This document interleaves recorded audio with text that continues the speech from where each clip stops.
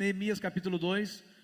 Irmãos, eu tenho um tema para a mensagem dessa noite, quem Deus vai usar nesse tempo, é o tema dessa mensagem. Mas vamos ler agora um trecho da palavra de Deus, Neemias capítulo 2, versos de 1 a 5.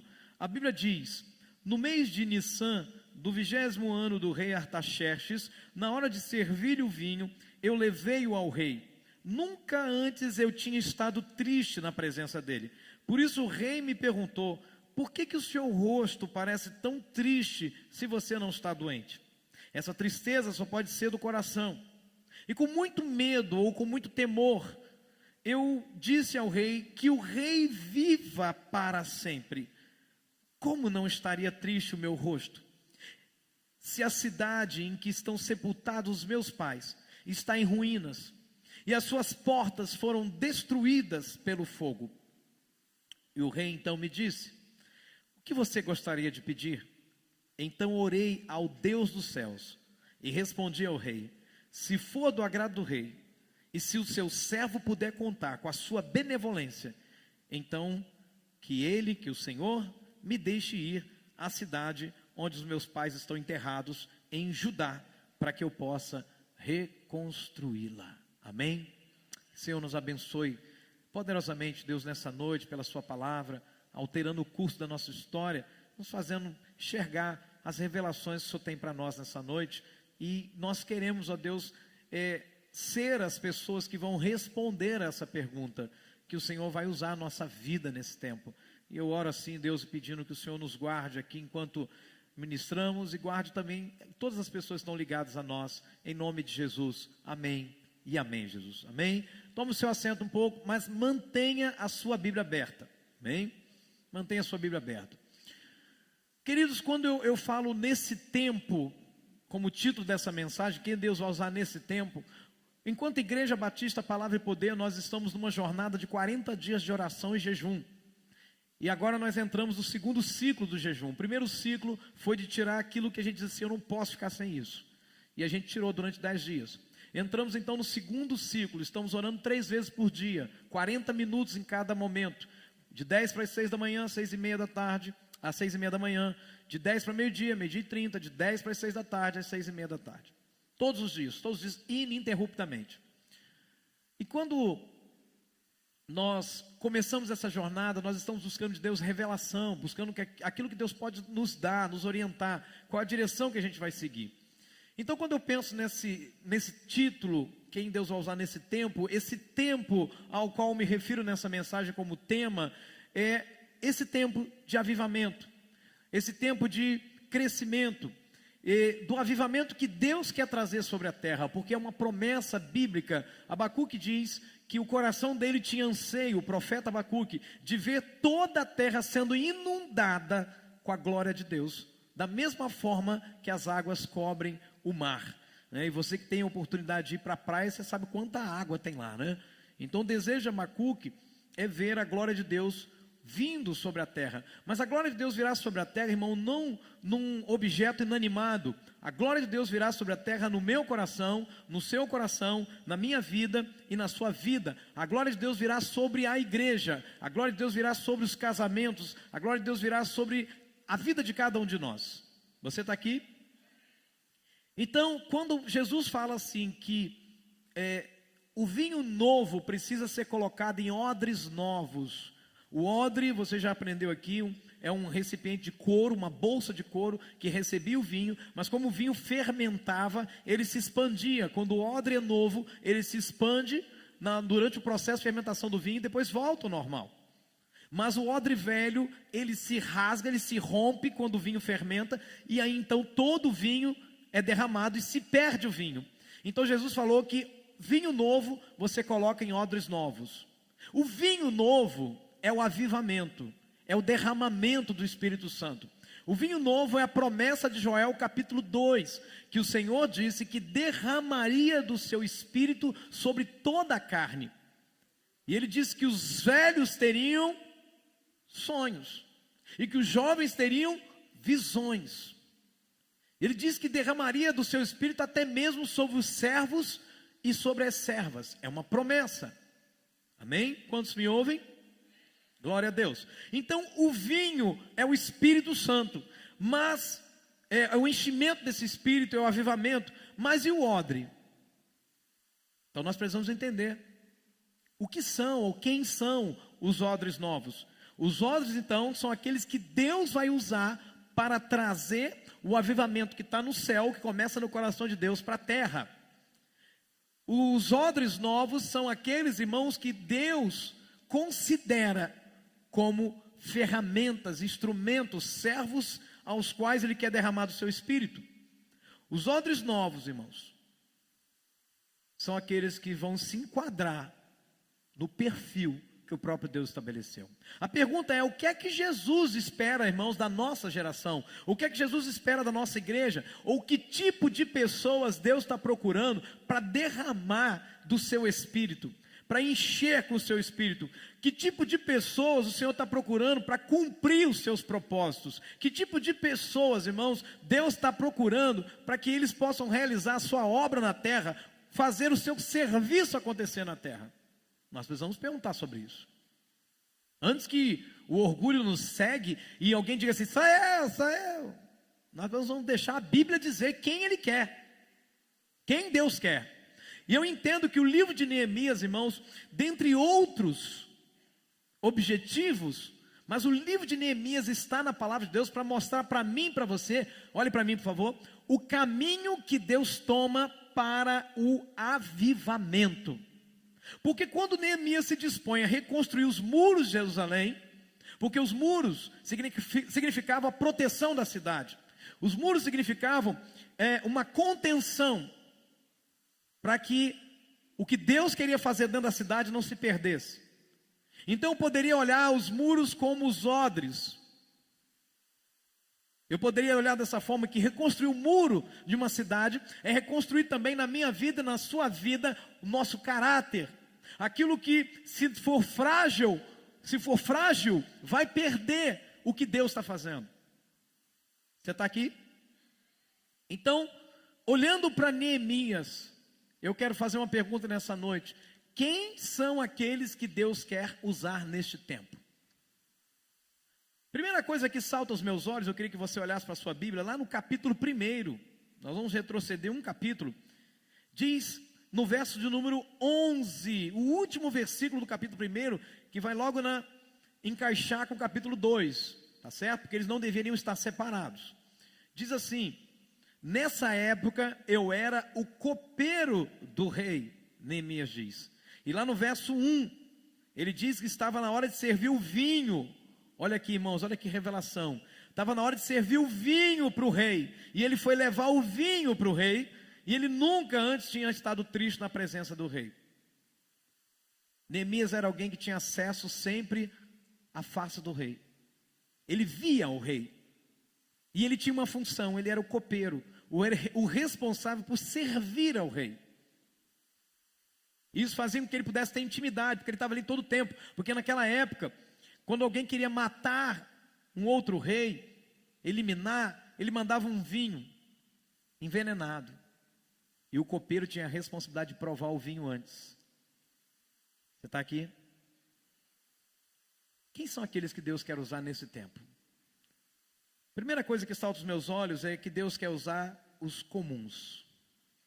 Em todo o processo de avivamento, Deus sempre se utilizou de gente comum, de gente simples, de gente que o mundo não dá muita coisa por elas. Quando eu olho, por exemplo, para a Bíblia Sagrada, eu vejo que Deus toma Davi de trás das ovelhas e faz dele o rei de Israel, para trazer um avivamento sobre o povo de Israel. Por exemplo, nós vamos ver, irmãos, que Deus raramente usou pessoas de alto nível da sociedade. Raramente Deus usou gente com um QI elevado, gente capacitada aos nossos olhos, gente com QI acima da média. Não que Deus tenha nada contra esse tipo de pessoas, mas Deus sempre preferiu usar os comuns. Deus nunca procurou gente de linhagem nobre. A gente vê que durante a descrição da genealogia de Jesus, aparece quem lá? Raabe, uma prostituta. Outro dia, o nosso querido pastor Eliseu estava pregando sobre isso. Raabe, uma prostituta, está lá na linhagem de Jesus. Ruth, uma moabita, uma estrangeira, está lá na linhagem de Jesus. Perceba isso, irmão. A forma como Deus faz as coisas.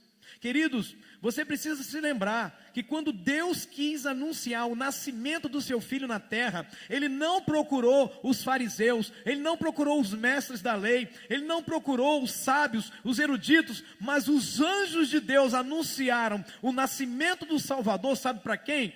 Para pobres pastores de ovelhas que estavam no campo, fedendo, e porque passava a madrugada toda ali deitado na relva, envolvido com as ovelhas, eles iam para algumas cavernas. Eu tive a oportunidade de visitar lá e saber como é que era, algumas cavernas bem escuras, e eles ficavam ali, dormiam ali mesmo, com o objetivo de permanecer à noite na vigília, cuidando das suas ovelhas. E foi para eles que Deus anunciou o nascimento do Salvador. Gente comum. O grande escritor Max Lucado, ele diz o seguinte, que os sonhos de Deus ainda nascem em manjedouras. Os maiores sonhos que Deus tem ainda nascem em manjedoura, lugar que não dá nada. Aquela pessoa que diz assim, nossa, mas esse aí é um vaso, olha, aquele ali não tem condições. Mas são esses que Deus quer encher com o seu espírito, e esses que Deus quer usar. E é por isso que muita gente não consegue tolerar isso. Quando os sábios viram que Pedro, um homem que não tinha cultura, João, um homem que não tinha cultura, que não tinha letra, estavam sendo usados tremendamente por Deus, eles ficaram atemorizados, e eles reconheceram uma coisa, esses homens estiveram com Jesus, e eu estou citando para você aqui, Atos capítulo 4, você está aqui? Muitas vezes, queridos, Deus vai usar pessoas comuns, que além de comuns, são desprezadas pela grande maioria. Além de serem comuns, elas são desprezadas pela grande maioria. A Bíblia relata em 2 Reis, capítulo 7, uma passagem muito interessante. 4 homens leprosos que estavam à entrada da cidade. Eles estavam ali, não podiam entrar na cidade de Samaria, mas também tinha do outro lado o inimigo que estava sitiando a cidade de Samaria. Não entrava nenhum alimento, não saía ninguém para comprar alimento, racionando água, e todo mundo sofrendo. Mas quem é que Deus escolheu para dar a boa notícia de que tinha alimento com sobra, de que tinha tudo bom e do melhor para a cidade de Samaria? Os 4 leprosos. Os 4 leprosos. Irmãos, a Bíblia diz, em 1 Coríntios capítulo 1, verso 27 e 28, que pelo contrário, irmão, Deus não nos usa porque somos capazes. Deus escolheu as coisas loucas do mundo com o objetivo de envergonhar os sábios. Escolheu as coisas fracas do mundo para envergonhar as fortes. Deus escolheu as coisas humildes do mundo e as desprezadas e aquelas que não são, para reduzir a nada as que são. É por isso que eu creio que avivamento vai começar no interior, na cidade do interior, no coração de gente simples, de gente comum, de gente que às vezes não olha para si e diz, mas quem sou eu? Você é o odre que Jesus está procurando para derramar o seu vinho novo. Aleluia.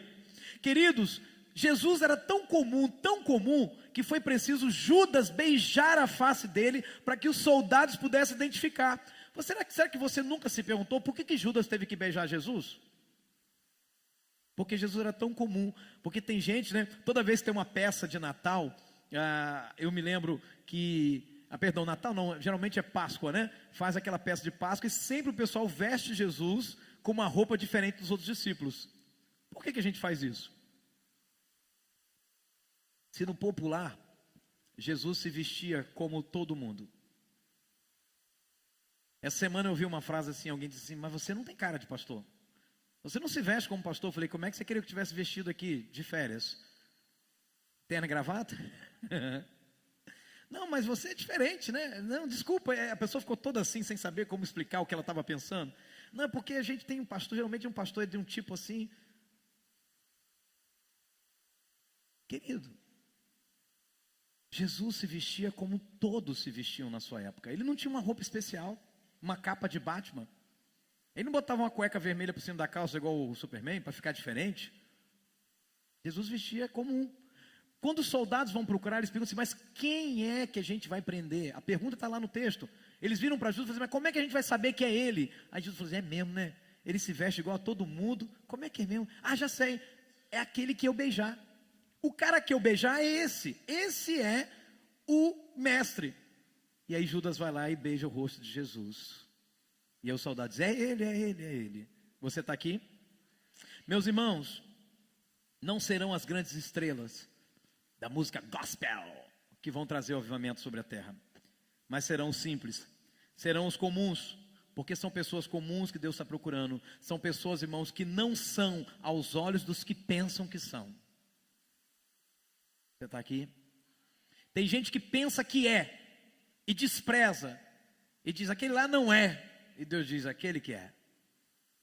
Quantos podem dizer amém? Eu não creio, irmãos, que o avivamento virá por homens de terno e gravata. Eu creio que o avivamento virá dos servos e das servas. Em Joel capítulo 2, Joel profetizou o seguinte: até sobre os servos e sobre as servas derramarei o meu espírito naqueles dias. E esse é o tempo do avivamento dos servos e das servas, de gente simples, de gente que lava os pés, de gente que vem para servir, de gente que não murmura quando serve, de gente, irmão, que é feliz por servir. Não importa se o nome dele não está sendo citado, o que importa é que o nome dele é conhecido diante do céu. O nome dele pode não ser conhecido na mídia, ele pode não ter 20 mil, 100 mil, 1 milhão de seguidores, mas ele tem um a quem ele segue, Jesus Cristo de Nazaré. Você está aqui? Importa, meu irmão, não é que o mundo curta as frases que eu coloco, importa que o meu Jesus coloque o dedão dele e diga assim: estou curtindo essa palavra que você liberou aí, meu filho. Você está aqui, amém ou não amém? Meu irmão, eu recebi um pensamento essa semana, achei muito interessante, né? Falando de tijolo, né? Tijolo é tijolo, irmão. Tijolo não escolhe onde ele quer ficar, né? Tu já pensou, você na casa dizendo, eu quero aquele espaço ali? Irmão, não tem isso. Tijolo fica onde tem buraco para ele ficar. Você está aqui? Eu sou um tijolo, irmão. Uma lajota. Você é uma lajota. Se contente no lugar que Deus te colocar, esse é o melhor lugar. Você está aqui, amém ou não amém? Quem é que Deus, irmão, quer usar nesse tempo, irmão? Gente comum. Mas gente comum somente não. Olhe para a sua Bíblia no capítulo 1 ainda, no verso número 4, eu quero ler com você esse versículo.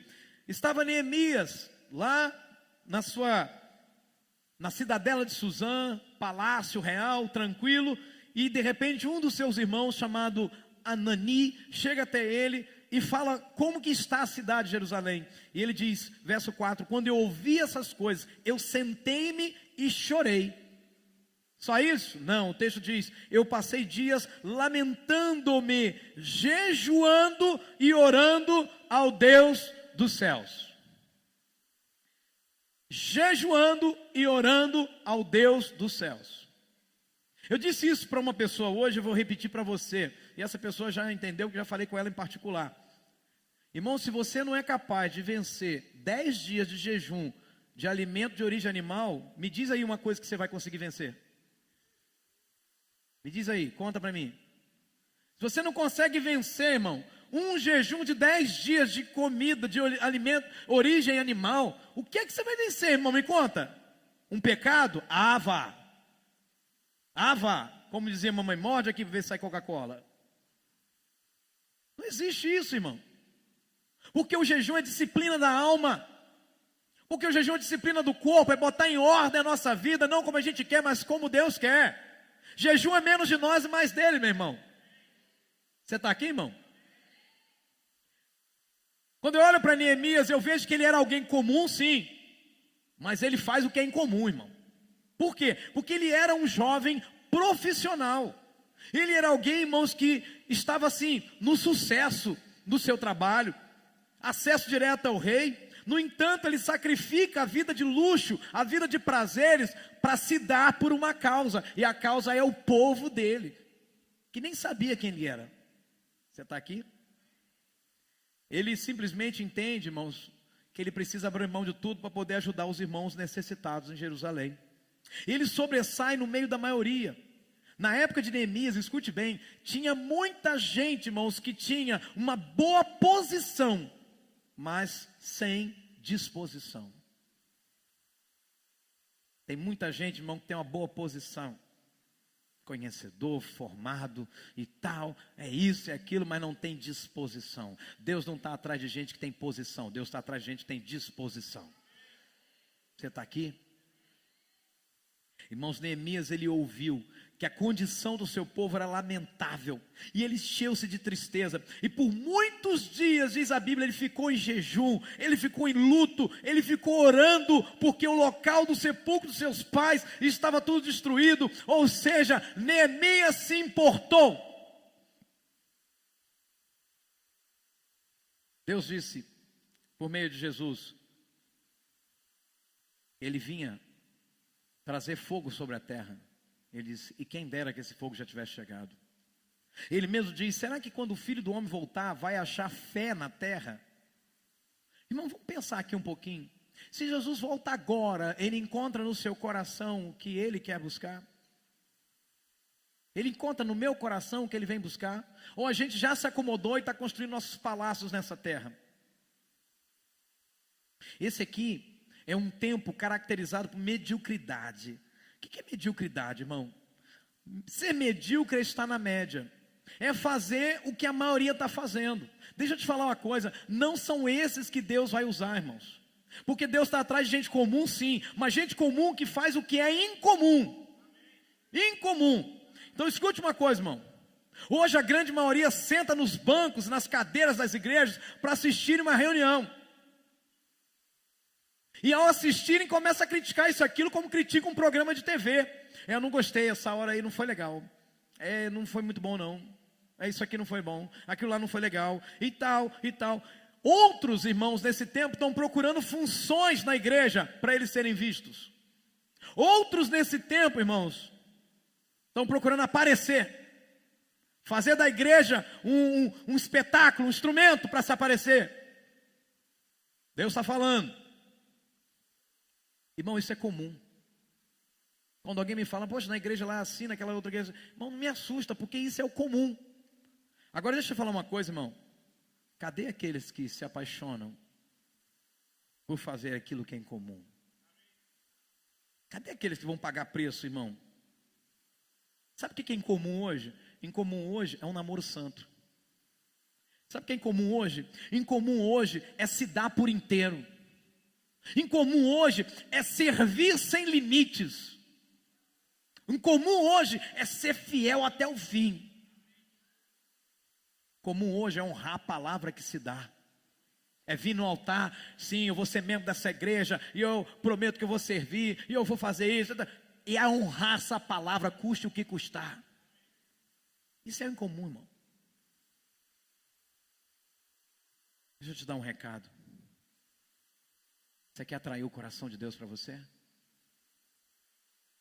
Você quer ser alguém desejável para Deus? Então faça aquilo que a maioria não tem coragem para fazer. Pague o preço. Em Gênesis 12 nós observamos o chamado de Abraão. Deus se apresenta para Abraão e fala assim: Abraão, faça por onde que eu te ajudarei. Amém? Amém coisa nenhuma, irmão. Deus aparece para Abraão e fala assim: sai da tua terra, sai da tua parentela e vai para a terra que eu vou te mostrar. Não tem bênção, não tem promessa, não tem nada. Só diz assim: me obedeça e pronto. Escute uma coisa, querido. Aqueles que Deus vai usar para esse tempo são pessoas que vão crer primeiro para depois verem. Você crê no avivamento? Então creia. Ore por isso, chame por isso, acredite nisso. E depois você vai ver o que vai acontecer. Porque deixa eu te falar uma coisa, irmão. Essa geração gosta muito do sentir. Não, eu não senti um arrepio, eu não senti isso, eu senti aquilo. Nós estou orando há 15 dias, não aconteceu. Deixa eu te falar uma coisa. Jesus falou que o vento sopra onde quer. A gente não sabe de onde ele vem, nem para onde ele vai, mas a gente consegue ver o estrago que ele faz quando ele passa. Você está aqui? Você vê o vento secando a tua roupa? Você não vê. Mas ele faz isso. Deixa eu te falar uma coisa. A gente pode não estar sentindo arrepio, né? Não está babando colorido, não é verdade? Mas deixa eu te falar uma coisa, a gente está vendo os efeitos dessas orações que nós estamos fazendo. A cidade está sendo sacudida, meu irmão. O terremoto está acontecendo. Estruturas estão sendo abaladas. Corações de pedra estão se quebrantando na presença de Deus. Você está aqui ou não está aqui, irmão? Deixa eu falar uma coisa, irmão. O avivamento desse tempo será feito por gente movida pela fé, diferente da maioria. A maioria é movida pela vista, por aquilo que vê. A galeria da fé, ou seja, Hebreus capítulo 11... Capítulo 10 e 11 mostra, queridos, gente comum que sempre fez aquilo que é incomum. Gente que não fez milagre, mas foi fiel. próprio Jesus nos chama para a gente fazer coisa em comum. Olha o que ele diz: porventura, falando de um senhor, de um patrão, terá de agradecer ao servo, porque este fez o que lhe havia ordenado. Olha só, aí Jesus chama a gente para a conversa.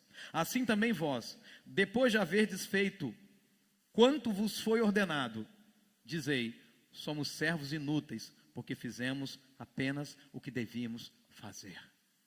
Você está contente com a tua vida cristã? Porque você está obedecendo assim as regrinhas?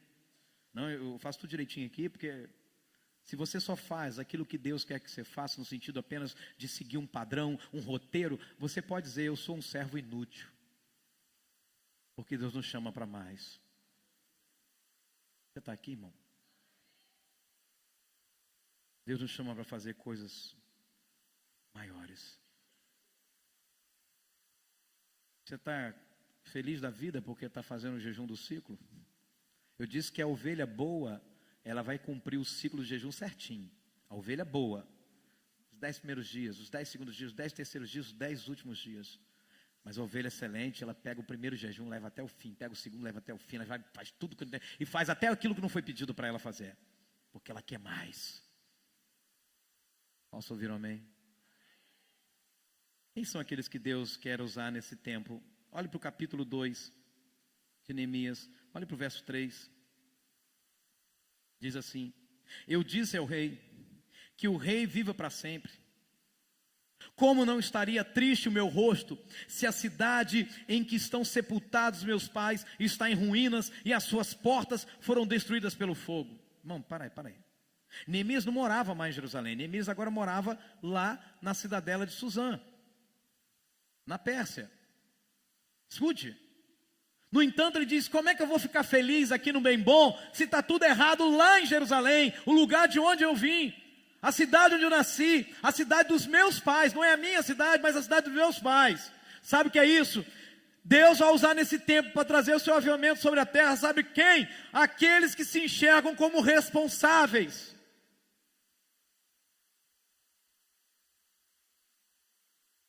A notícia da situação de Jerusalém impactou tanto a Neemias, que ele fez o seguinte: eu quero ir para Jerusalém, eu abro mão de qualquer coisa. Ele redimensiona consideravelmente a sua vida, e deixa tudo, seus cargos, as suas funções, o seu ministério, e ele se entrega para ir para uma cidade que não tinha nada para lhe oferecer, apenas perseguição que estava esperando por ele. Diga comigo: Neemias se viu como parte do problema, e ele quis se tornar, e se tornou, parte da solução.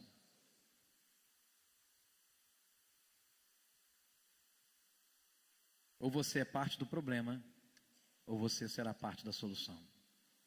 Posso ouvir um amém? Quando eu vim para Boa Esperança com a pastora Mara, eu vi em Deus, se nós não viéssemos para cá, nós seríamos parte do problema que já acontecia aqui. E nós decidimos então nos tornar parte da solução. Eu quero que você entenda isso, irmão. A minha omissão, a minha negação daquilo que estava diante dos meus olhos para que eu pudesse fazer, se tornaria problema. Porque Deus diz na sua palavra que quando você sabe o que você tem que fazer, que é bom, e não faz, você comete pecado.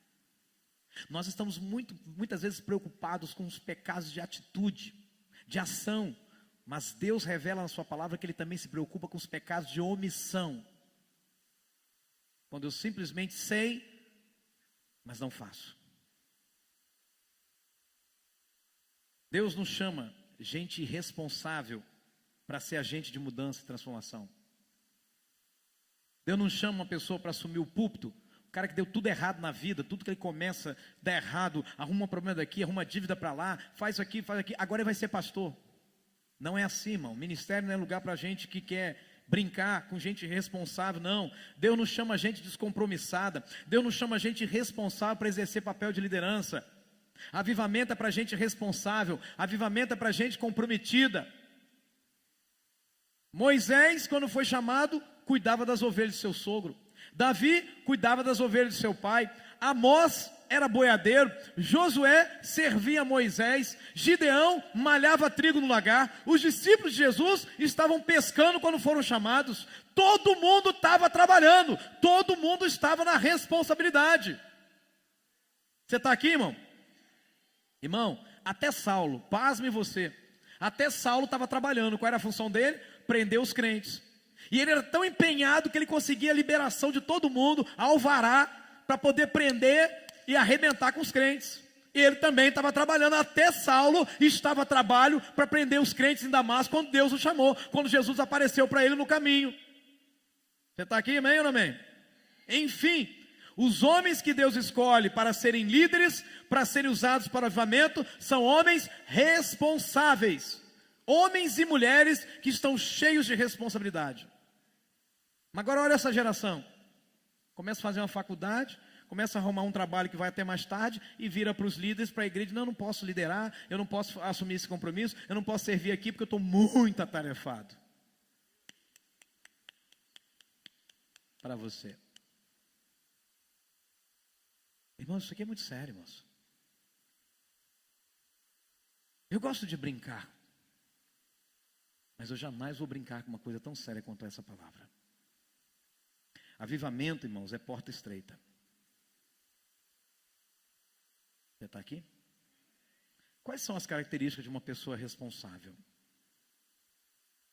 Existem características que você olha para a vida de alguém e diz: essa pessoa tem responsabilidade.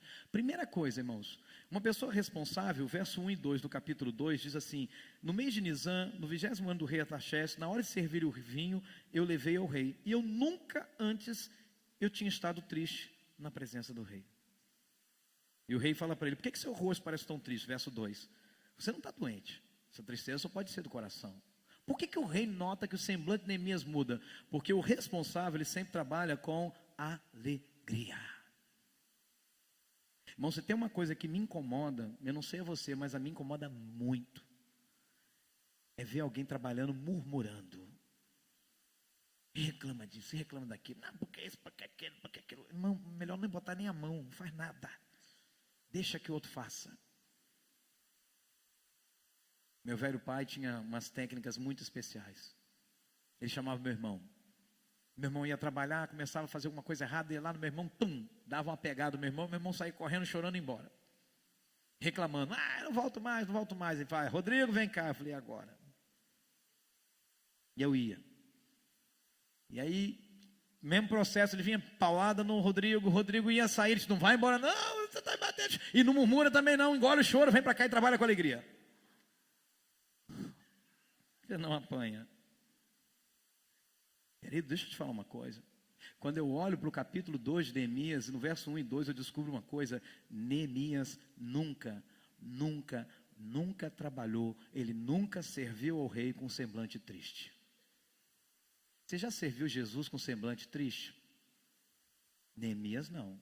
Neemias nunca serviu ao rei com semblante triste. Isso mesmo, Neemias sempre trabalhou com alegria.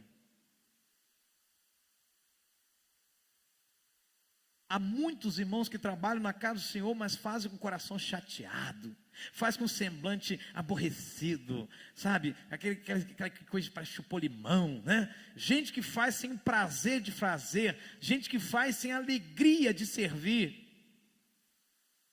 Líder de célula, seja alegre.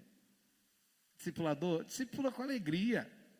Tudo que você fizer, faça com alegria, faça motivado.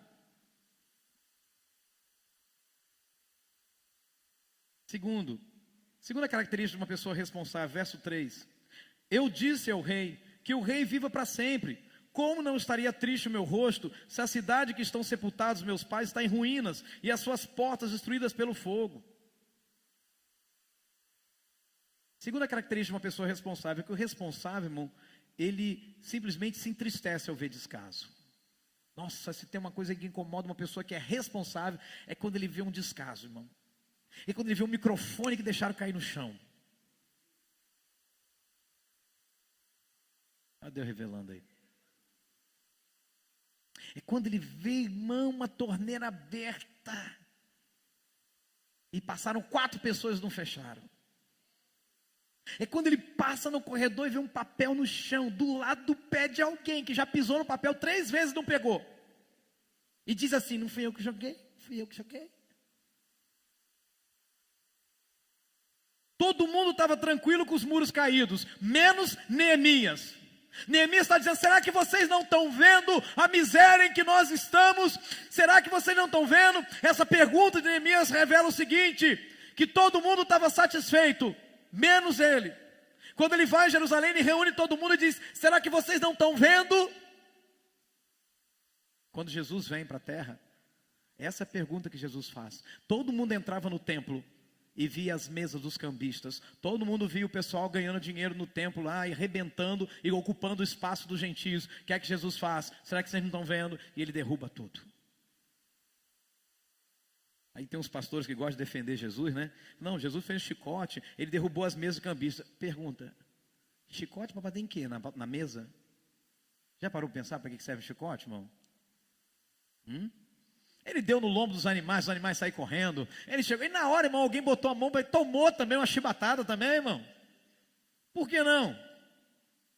Porque ele podia fazer isso. Ele tinha e tem autoridade para isso. Neemias estava insatisfeito, irmão. E essa é uma característica comum de gente responsável. Porque a pessoa responsável diz assim: pode ser melhor. Ele está sempre satisfeito. Por isso que os profetas, irmãos, estão sempre satisfeitos. Os profetas, irmãos, eles estão sempre assim, sabe, batendo pesado. A pessoa responsável, ele vê a desorganização, ele vê a bagunça, ele vê aquilo que a pessoa faz de qualquer jeito e ele se incomoda, porque ele é zeloso pelas coisas do Senhor. O Espírito Santo quer trazer avivamento para gente responsável, gente que se enxerga assim: eu sou parte do problema e eu quero me tornar parte da solução também. Cidade não é problema do político, do prefeito, da Câmara dos Vereadores. Cidade é problema meu.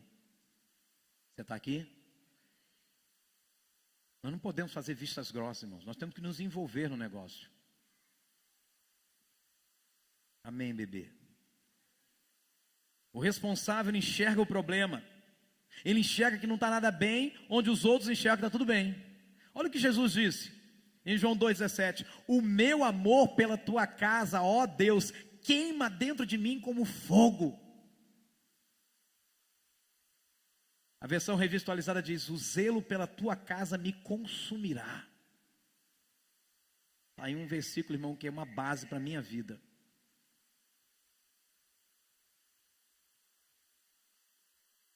Outra característica do responsável, olha para o verso 4. O rei me diz: o que você gostaria de pedir? Então orei ao Deus dos céus e respondi ao rei: se for do agrado do rei, e se seu servo puder contar com a sua benevolência, então que o rei, me deixe ir à cidade onde os meus pais estão enterrados, em Judá, para que eu possa reconstruí-la. Terceira característica de uma pessoa responsável é que o responsável, ele é leal à sua liderança. Olha o coração de Neemias. Neemias, irmão, não era nenhum aventureiro. Neemias estava debaixo de autoridade. E as palavras dele foi: se parecer do agrado do rei, refletem isso. Neemias, ele entende que erguer os muros só poderia acontecer se ele respeitasse as autoridades da sua vida. O avivamento vem para a igreja, o avivamento vem para a tua vida, mas nunca vai te levar, irmão, a estar contra a sua liderança, sendo desleal à sua liderança. Tem muita gente: não, o Espírito Santo está me falando, o Espírito Santo está me revelando, e eu não concordo com isso, não concordo com aquilo. Não, ei, o Espírito Santo de Deus não é Espírito Santo de confusão, não é Espírito Santo de baderna, de divisão. O Espírito Santo é de ordem, é de ordem. Deus não quebra, irmãos, protocolos que Ele mesmo estabeleceu. Ele quebra protocolos que eu estabeleci, que você estabeleceu, mas que Ele estabeleceu, não. Em Romanos 13 diz que toda autoridade foi instituída por Deus. E desrespeitar uma autoridade, de acordo com Romanos 13, é desrespeitar o próprio Deus. Neemias sempre tratou bem o seu líder, sempre cuidou do seu líder, sempre honrou seu líder. E Deus, irmão, faz questão de exaltar quem age assim. A bênção está no respeito à nossa liderança.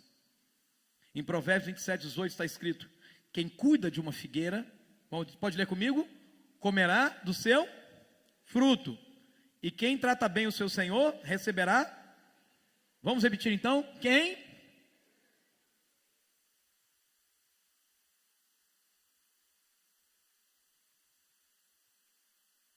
Amém? Não fui eu que botei esse versículo aí. Ele estava lá antes de eu nascer. Nós temos que entender, irmãos, que nós precisamos de cobertura. Discipulado é guarda-chuva. O líder que Deus colocou na nossa vida, cobertura do nosso discipulador, cobertura do nosso pastor, cobertura do nosso líder de célula. Escute uma coisa, irmão. Nesses 40 anos de vida, dos quais 11 vivendo aqui em Boa Esperança, 20 anos de convertido, completei no último dia 19 de outubro, 20 anos de convertido na presença de Jesus.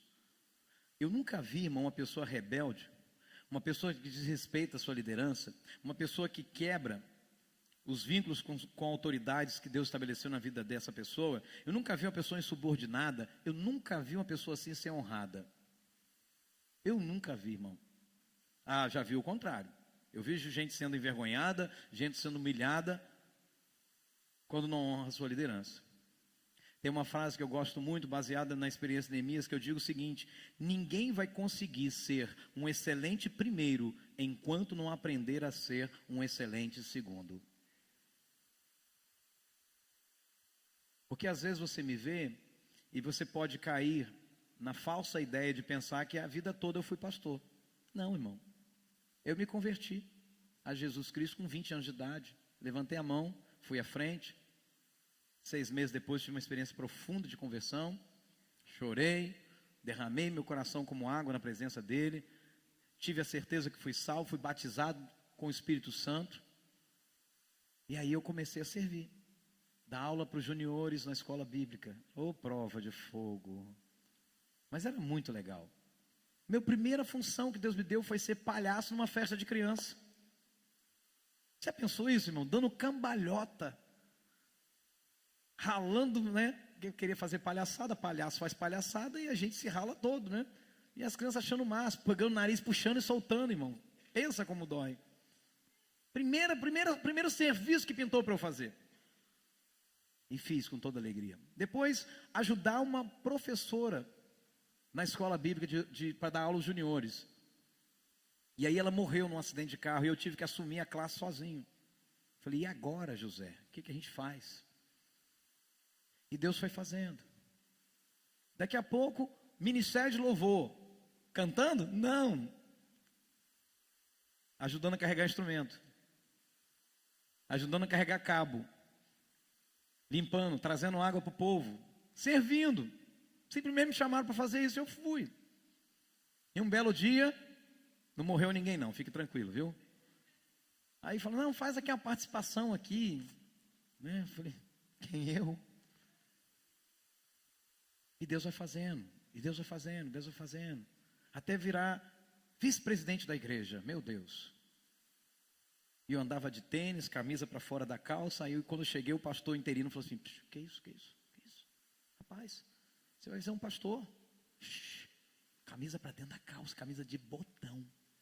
Manguinha aqui, filho, que isso? E nada de chegar assim espalhafatoso. Porque eu era assim, continuo assim, né? Eu passo na rua dando tchau para todo mundo, né? Parece um... Ele disse, não, se comporta. Chega com postura. Falei, como é que é, pastor? Me ensina aí assim. Olá, boa noite. Paz do Senhor. Irmão, eu tentei, irmão, juro que eu tentei, mas já viu que não deu certo, né?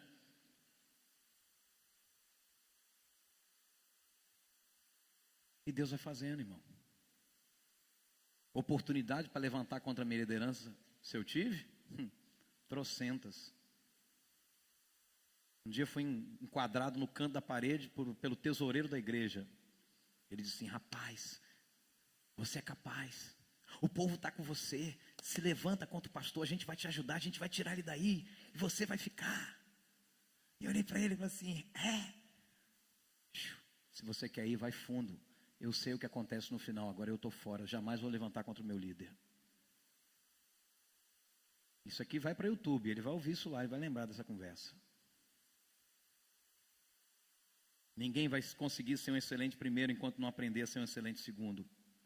Se tem uma coisa que não carrego na minha vida, irmão, é ter me levantado contra a minha liderança. Fui membro de 3 igrejas diferentes, 3 pastores diferentes. Em todas elas, eu saí abençoado. Inclusive para vir para cá. Eu respeitava o líder. Eu já era pastor, que já liderava uma congregação, mas eu respeitava o líder. Verso 5, a Bíblia diz: quem são aqueles que Deus vai usar? Quais são as características do responsável? Verso 5, Neemias diz: se for do agrado do rei, deixe que eu vá à cidade onde meus pais estão enterrados, para que eu possa reconstruí-la.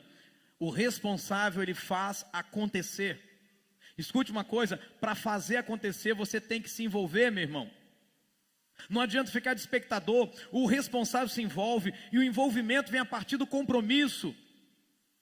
John Richardson diz o seguinte: quando se trata do futuro, há 3 espécies de pessoas: aquelas que deixam acontecer, tipo Zeca Pagodinho, deixa a vida me levar, não é aí? Segundo, aquelas que fazem acontecer. E terceiro, aquelas que se espantam com o que aconteceu.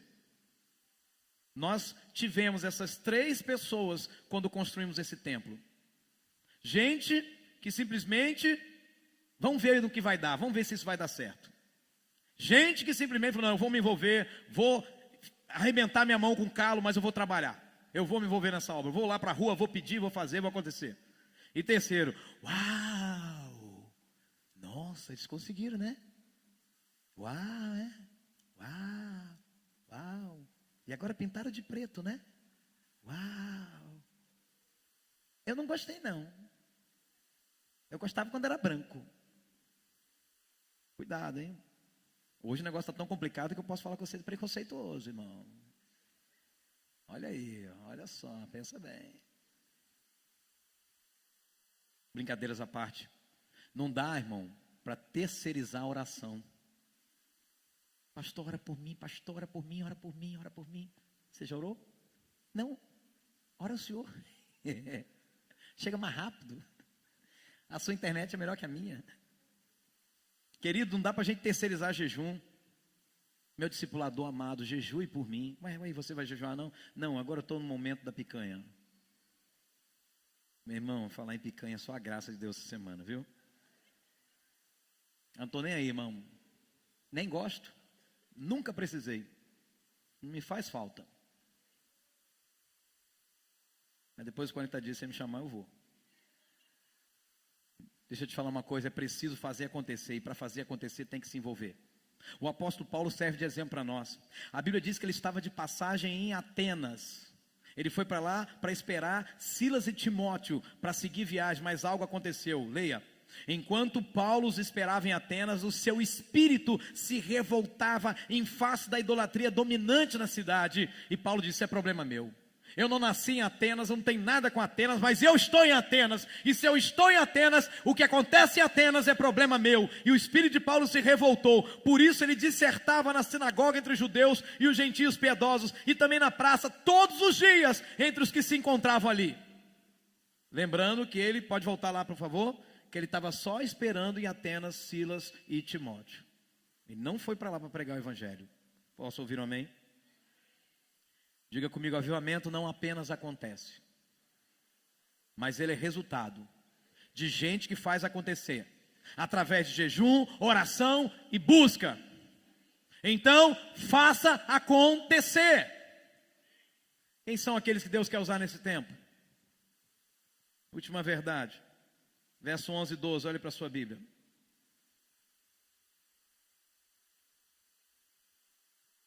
Cheguei a Jerusalém. E depois de 3 dias de permanência ali, eu saí de noite com alguns dos meus amigos. Eu não havia contado a ninguém o que meu Deus havia posto no meu coração, que eu fizesse por Jerusalém. Eu não levava nenhum outro animal, além daquele em que eu estava montado. O que é isso aqui, irmão? Quem Deus vai usar nesse tempo para avivamento? Quem são os odres novos que Deus está procurando? Pessoas abnegadas. O que é abnegação, irmão? É renúncia. é desprendimento, é abrir mão dos interesses próprios. Neemias foi pessoalmente, Neemias só tinha um animal de carga, deixou o animal, e ele diz, eu só estava com o animal que eu estava montando, eu abri mão de tudo, eu não quis uma carruagem, eu não quis servos, eu só falei para o rei, me deixa aí, e só me dá direito de pegar as madeiras e as coisas que eu preciso para trabalhar, mas eu abro mão de tudo, eu quero me desprender, eu abro mão dos meus interesses próprios, eu abro mão das minhas vontades, eu abro mão dos meus sonhos, para fazer a vontade do Senhor. Neemias, irmãos, estava interessado nos interesses do povo. Neemias estava interessado naquilo que interessava para o povo, para depois se interessar nele. Você está interessado no que Deus se interessa? Ou está buscando ainda aquilo que é do seu interesse? Avivamento, irmão, Deus se interessa por avivamento. Deus está procurando gente de joelho dobrado, orando e chorando na presença dele. A gente precisa, irmão, parar para pensar. Tem muita gente que olha para a casa de Deus, eu quero ser diácono, porque diácono é legal. Deixa eu te falar uma coisa aqui. Primeira característica de um diácono, ser cheio do Espírito Santo. Não é um camarada bonzinho, gente boa. Tem que ser alguém que é cheio do Espírito Santo, tem que ser alguém que é íntegro, tem que ser alguém, meu irmão, de boa reputação, tem que ser alguém que queima na presença de Deus. Gente fiel, que não é avarenta. Porque a gente às vezes vai se esquecendo, irmão. Não, o diácono é aquele senhor mais idoso, bota ele como diácono. É daquela família mais rica, bota ele como diácono. Aqui não, chuchu. Aqui tem que ser cheio do Espírito Santo, aqui tem que ser servo. A boa parte dos diáconos que hoje estão aqui estão em observação, como a Bíblia orienta em Timóteo, para depois serem aprovados ou não. A gente primeiro observa e diz, não, isso aí acho que vai. Então, queridos diáconos, em observação, comece a cair de joelhos na presença de Deus para serem cheios do Espírito Santo. Posso ouvir um amém?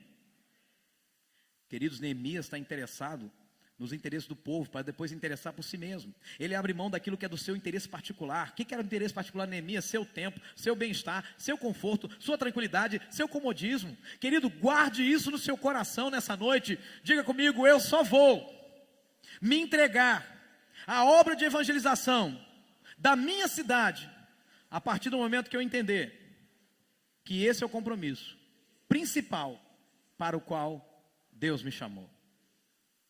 Você acha que Deus te chamou para quê, irmão? Não, meu sonho é tocar guitarra. Não, ok, isso é seu sonho, mas não é o seu chamado. Seu chamado sempre foi para evangelizar. O meu chamado sempre foi para evangelizar, independente de ser pastor ou não.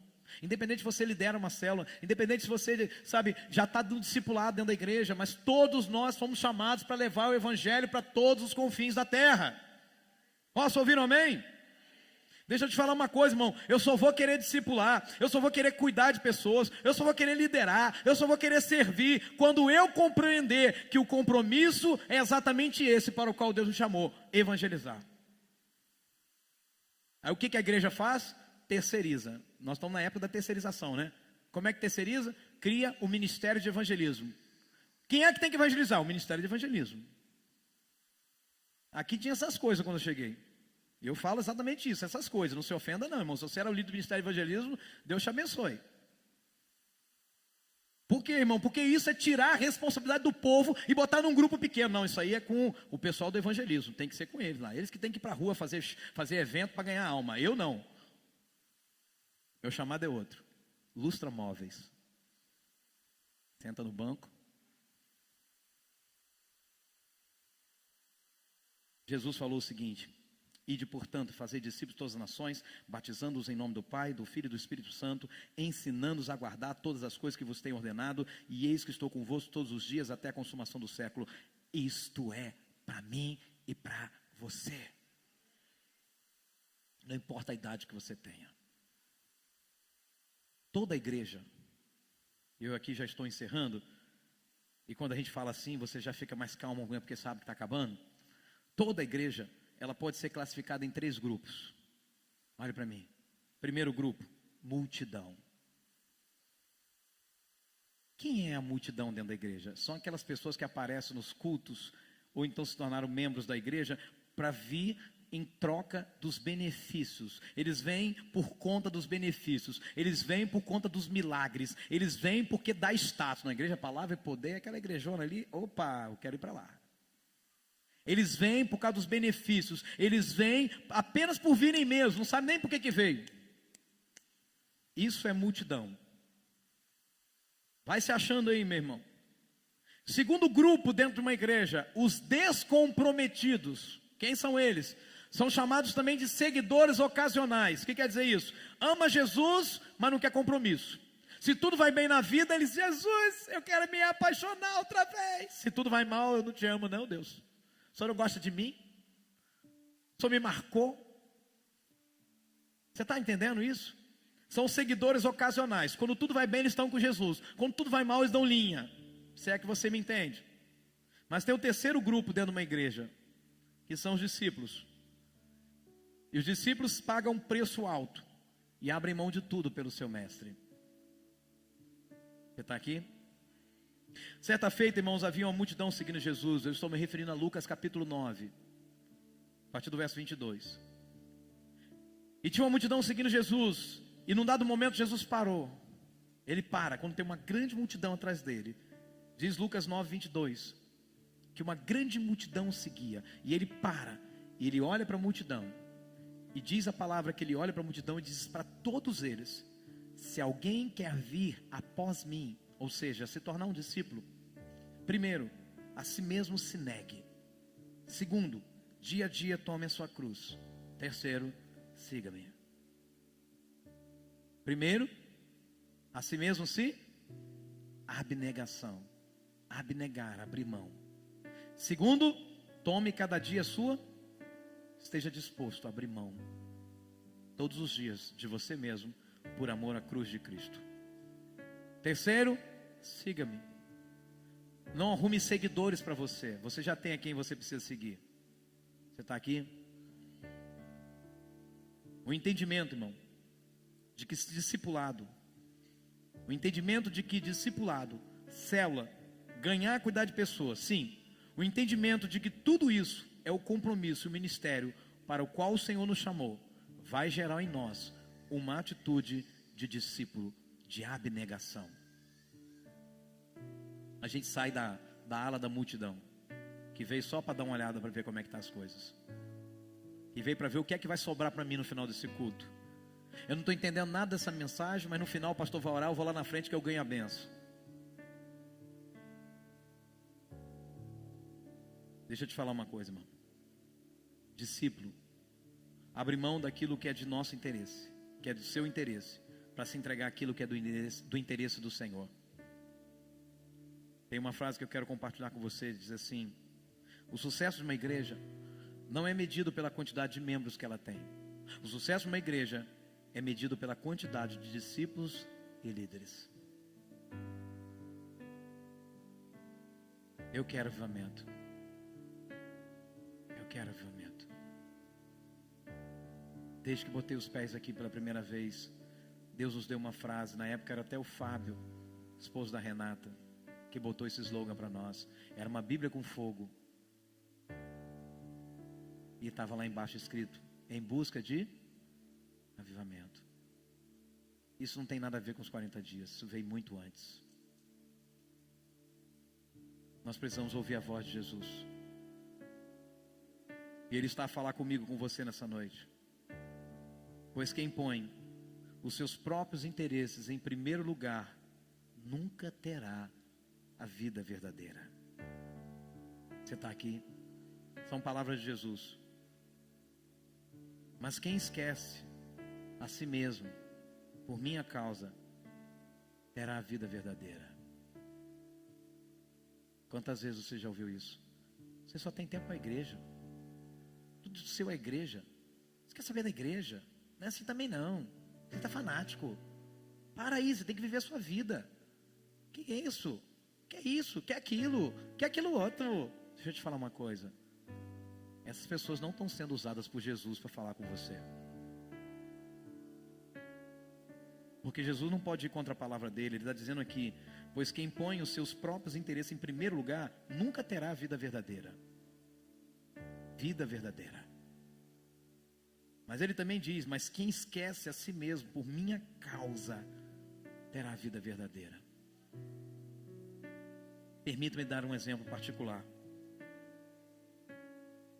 Quando eu estava aqui no segundo ano de ministério, aqui em 2007, 2008, um amigo meu ligou e disse assim: olha aqui, estou te ligando para dizer o seguinte, que você está errado. Eu falei: como assim? Não, a forma como você faz, você se dá pela causa, você se envolve demais, você não tem lazer, você não tem nada. Isso está errado. Uma outra pessoa da minha família mandou uma mensagem para mim: você deixou a sua família de lado, e não sei o que, foi um bombardeio naquele ano. E aí essa outra pessoa disse para mim assim: não, porque eu tenho um amigo, pastor, que ele vive tranquilamente, ele faz o que dá para fazer, o que não dá, e deixa para lá. Eu falei: filho, tá bom, dê-nos apenas 5 anos no máximo, entre eu e esse seu amigo, e vamos ver como é que isso vai ficar no final. E você não precisa nem saber como é que foi o final, né? Aquele outro líder deixou o ministério, a igreja morreu, agora está sendo erguida novamente. Por quê? Porque Deus usa gente abnegada. Discípulo tem suas marcas. Eu quero concluir essa palavra lembrando a você que Deus vai usar nesse tempo gente comum, mas gente comum que faz aquilo que é incomum.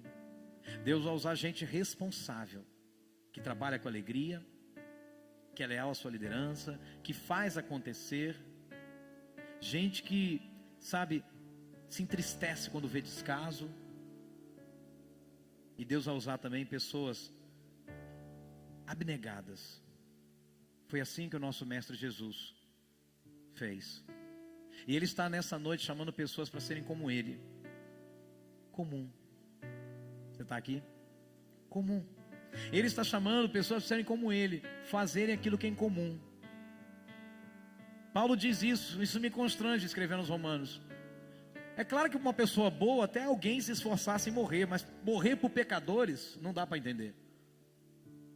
E diz a Bíblia que Cristo morreu por nós, sendo nós ainda pecadores. Posso ouvir um amém? E Jesus está chamando pessoas para serem como Ele, gente comum, que faz o que é incomum. E Ele fez o que é incomum, Ele morreu por pecadores como eu e você. Jesus assumiu toda a responsabilidade sobre o pecado, e Ele levou sobre si as nossas dores, as nossas enfermidades. Ele carregou sobre si os nossos pecados. O castigo que nos traz a paz estava sobre Ele. Jesus assumiu toda a responsabilidade, e Ele mesmo foi pessoalmente à cruz em nosso lugar. Ele não mandou um anjo, Ele abriu mão da sua glória, Ele abriu mão do céu para nos salvar. E Ele foi o maior exemplo de abnegação que eu posso te dar nessa noite. Ele quer usar a mim, quer usar você.